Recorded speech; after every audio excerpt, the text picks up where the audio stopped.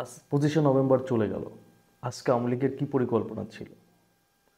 ঢাকাতে কী ঘটাইতে চাইছিল আওয়ামী লীগ? আমরা বারবার করে বলছি যে আওয়ামী লীগ থেমে থাকবে না, কোনো স্বৈরাচারী থেমে থাকে না।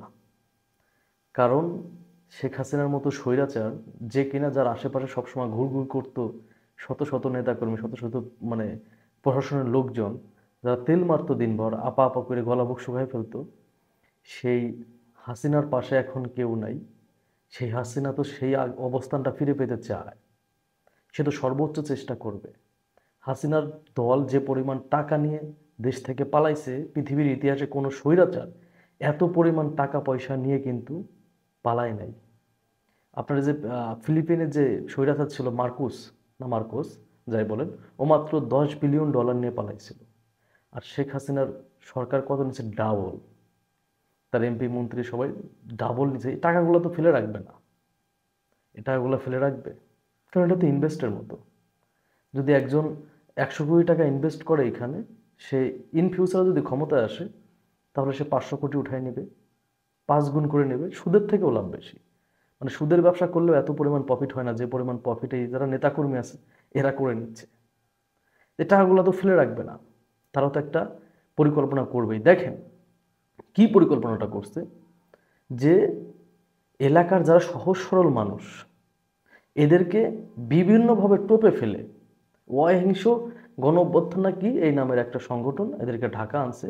যে ডক্টর মোহাম্মদ ইউনুস কি করছে? ডক্টর মোহাম্মদ ইউনুস হচ্ছে এই টাকার পাচার হওয়া যে টাকা, এই টাকাটা সে দেশে ফিরিয়ে আনবে। এটার জন্য আমাদের আন্দোলন করতে হবে, আমাদের এক শাহবাগে যাইতে হবে, এবং আমরা যারা ওইখানে যাব তারা প্রত্যেকেই 1 লক্ষ থেকে 1 কোটি টাকার মতো ঋণ পাবে।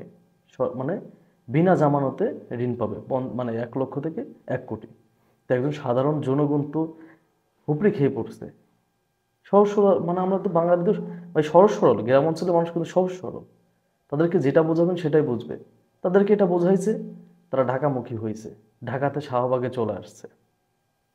দেখেন এটার কি পরিকল্পনা ছিল ওদের?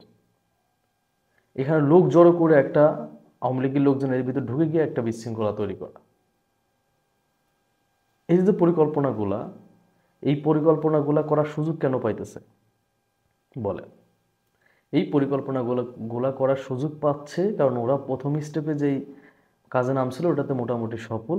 যে বিএনপির সাথে শিক্ষার্থীদের একটা দূরত্ব করে দেয়া, এই সরকারের সাথে শিক্ষার্থীদের একটা দূরত্ব করে দেয়া, বিএনপির সাথে সরকার একটা দূরত্ব করে দেওয়া, তিন তিন দিকে নিয়ে চলে যাওয়া। তারপরে আমরা একটা পরিকল্পনা করব, সেই পরিকল্পনার সামনে নিয়ে আসবো। কোটি কোটি টাকা, হাজার হাজার কোটি টাকা খরচ করতে শেখ হাসিনা প্রস্তুত। কারণ শেখ হাসিনার কষ্টের টাকা না তো এগুলা। এগুলা হচ্ছে বাংলাদেশের মানুষের টাকা, চুরি করে নেওয়া টাকা। শেখ হাসিনা যদি এখানে 1 বিলিয়ন বলেন, 5 বিলিয়নও ইনভেস্ট করে, লসের কিছু নাই। কারণ শেখ হাসিনা জানে যে এবার করছিলাম 19 বিলিয়ন ডলার পাচার করছি, সামনে বার আসলে 30-40 বিলিয়ন ডলার পাচার করব। সেই পরিকল্পনা নেই তো মাঠে আছে। তো আমাদের ব্যর্থতা, আমরা আসলে আমাদের ঐক্য ধরে রাখতে পারি নাই। এটা হচ্ছে আমাদের সব থেকে বড় ব্যর্থতা। আমাদের বিপ্লবের স্পিরিটটা আমরা ধরে রাখতে পারি নাই। এই জন্যই এইভাবে পরিকল্পনা করার সাহস আওয়ামী লীগ পাচ্ছে। সাধারণ জনগণকে ভুলভাল বোঝায় ঢাকাতে নিয়ে আসতে পারতেছে। আমি মনে করি এটার ব্যর্থতার দায় সম্পূর্ণ রাজনৈতিক দলগুলো নিতে হবে, আমি মনে করি। ধন্যবাদ সবাইকে। আসসালামু আলাইকুম।